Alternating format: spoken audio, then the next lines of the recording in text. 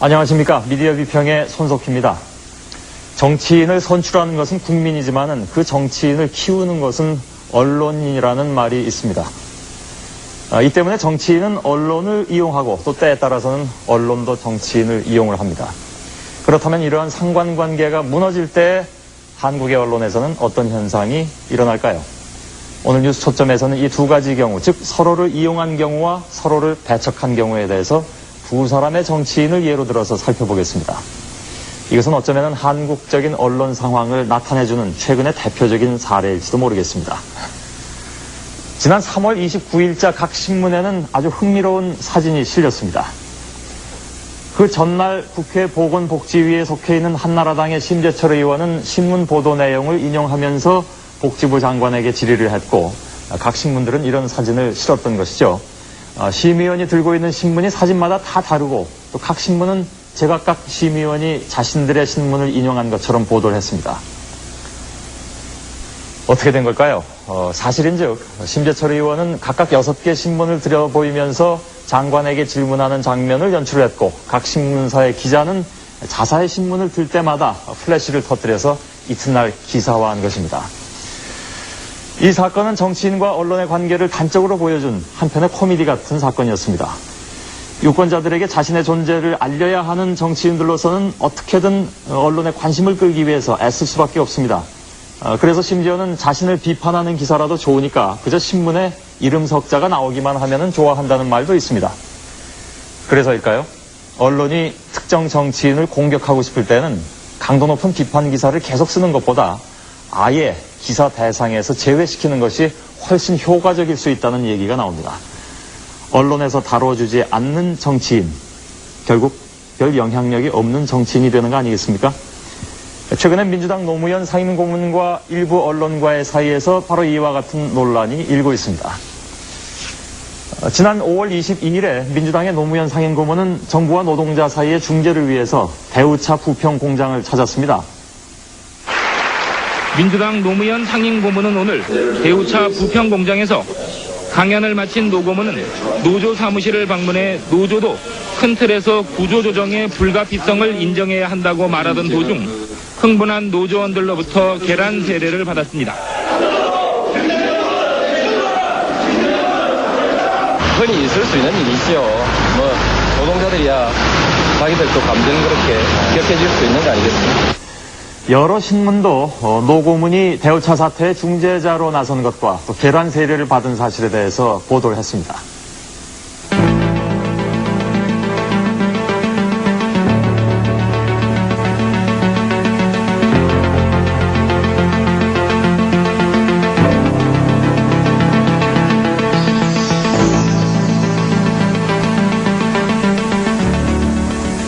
또한 노고문은 대우차 방문 다음인 23일과 24일에 국민정치연구회 특강 등을 통해서 특정 언론과 또 한나라당 이회창 총재에 대해서 강도 높은 비판 발언을 합니다.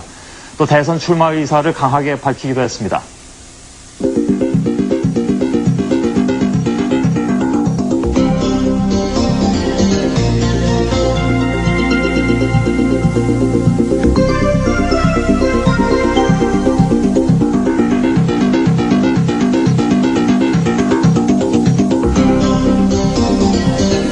자, 그런데 이처럼 며칠 사이에 노고문의 일련의 행보에 대한 기사가 각 언론에 보도되고 있는데 반해서 유독 조선일보와 동아일보만 일체 관련 기사를 다루지 않았습니다. 물론 기사를 싣고 안 싣고는 각 신문의 고유한 편집권이라고 할 수도 있겠습니다. 하지만은 평소 정치인들의 식사, 또 골프 회동 등 자질구레한 동정을 시시콜콜 보도하고 있는 점을 감안해 보면은 여권의 중진, 더구나 대권 후보로 거론되는 정치인이 계란 세례를 맞거나 야당 총재를 비판한 사건을 기사화하지 않은 것은 좀 이상합니다. 이에 대해서 한겨레 신문은 이런 분석 기사를 싣고 있습니다. 대통령 후보로 거론되는 정치인 중 유일하게 언론 권력을 비판하고 있는 노무현 민주당 상임고문의 최근 행보에 대해 일부 신문이 관련 기사를 전혀 싣지 않아 또 다른 형태의 노무현 죽이기 아니냐는 말들이 나오고 있다.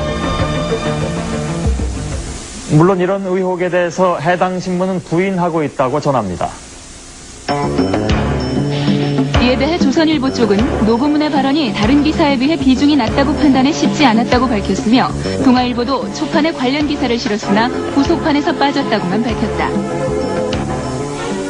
하지만 이렇게 두 신문이 의도적으로 외면했다는 의혹은 노고문이 장관으로 재직 중이던 올해 초에 이른바 언론과의 전쟁 발언 당시를 돌이켜보면 상당히 설득력을 가집니다. 노무현 해양수산부 장관이 언론사는 당연히 세무조사를 받아야 한다고 치고 나왔습니다. 그러면서 노 장관은 세무조사에 반대하는 언론과 싸울 수 있는 정치인이 필요하다고 말했습니다. 당시 조선 동아일보는 사설을 통해서 즉각 비판에 나섰습니다. 과거 어느 독재 정권 시절에도 들어보지 못했던 놀라운 발언이다. 한마디로 이는 언론이라는 것이 당장 압살해버리지 않으면 안 되는 무슨 악마 같은 존재라는 망상에서나 가능한 발상이며 극단적 흑백론에 사로잡히지 않는 한 입에 담기조차 어려운 발언이다. 노 장관은 이제는 정권이 언론과 전쟁 선포도 불사해야 한다고 주장했다. 전쟁 선포를 해야 한다니 언론과 정권이 적대적 싸움의 상대란 말인가.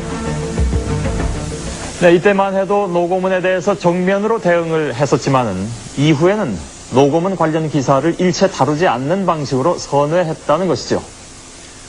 그전에 조선일보 하면 저에 대한 기사를 어떤 것은 없는 것도 만들어서 마구 썼거든요. 요 최근에 것은 제가 조선일보에 대해서 이제 정면 대결을 하고 나서니까 아예 따돌리기를 시도하는 것이죠. 맛 좀 봐라. 정치인이 결국 신문과 싸워서 견딜 수 있는가 한번 보자. 우리 신문에서 이름이 빠진 정치인은 살아남을 수 없어. 뭐 이런 의도 아닌가 싶습니다. 며칠 동안 기사를 다루지 않았다고 바로 노무현 죽이기에 나섰다고 단정하는 것은 무리일지도 모릅니다. 하지만 정치인 노무현과 그가 말하는 이른바 수구 언론과의 뿌리 깊은 악연을 살펴보면 그런 의혹이 전혀 근거 없다고도 할 수는 없을 것 같습니다. 제14대 총선을 얼마 남기지 않은 91년 10월 6일자 주간 조선에는 다음과 같은 기사가 실린 바가 있습니다. 당시 정가에 나돈 얘기는 노 의원이 겉으론 돈이 없는 것처럼 보이지만 실은 이재발가 재산이 상당에게 달하며 인권 변호사로서의 역할도 상당 부분 과장돼 있다는 것이었다. 또 요트 타기를 즐겼을 뿐 아니라 노사분규 중재 과정에서 상당한 재미를 보았다는 말도 있었다. 그 외 사생활과 관련된 얘기들도 들렸다. 악의적이다라고 볼 수밖에 없는 이 기사에 대해서 노무현 고문은 명예훼손 소송을 냈습니다. 이듬해인 92년 12월에 서울민사지방법원은 조선일보사에 노 고문에게 2천만 원을 배상하라고 원고 승소 판결을 내렸습니다. 하지만 정치인 노무현은 이미 돌이킬 수 없는 타격을 입은 뒤였습니다. 92년 봄에 제가 부산에서 14대 총선을 치렀습니다. 그 총선에서 노무현은 과연 상당한 재산가인가? 그 주간조선의 기사가 엄청난 위력을 발휘했죠. 그 기사의 위력은 지금까지도 저를 괴롭히고 있습니다. 부산 가서 사람들 만나면 돈이 많다며 뭐 이런 얘기. 노무현 고문의 이른바 수구 언론과의 전쟁에 민주당 정범구 의원 등의 몇몇 정치인들도 동조를 하고 나섰습니다. 이에 대해서 무모하다, 결국 손해볼 일을 왜 하느냐, 이런 우려의 목소리도 있습니다. 그러나 이러한 움직임이 정치권에 새로운 변화를 가져올 수 있다는 시각도 있습니다. 지금은 새로운 뉴미디어, 신매체들이 많이 있기 때문에 정치인의 활동상이나 정치인의 이름이 그런 식으로 유권자들에게 널리 전파될 수가 있죠. 아무리 거대 신문사를 하더라도 특정 정치인에 대해서 중의식 보도가 그렇게 위협적인 결과를 장기간 낼 수 있으리라고 저는 보지 않습니다. 그런 점을 감안해서 이제는 정치인들도 그렇게 영향력 있는 언론사나 사주에 대해서 공포감과 두려움을 가질 것이 아니라 정치인 소신을 공개적으로 자신 있게 얘기하고, 언론이 특정 정치인을 죽이고 살리고 했던 시대는 이제는 지났다는 얘기입니다.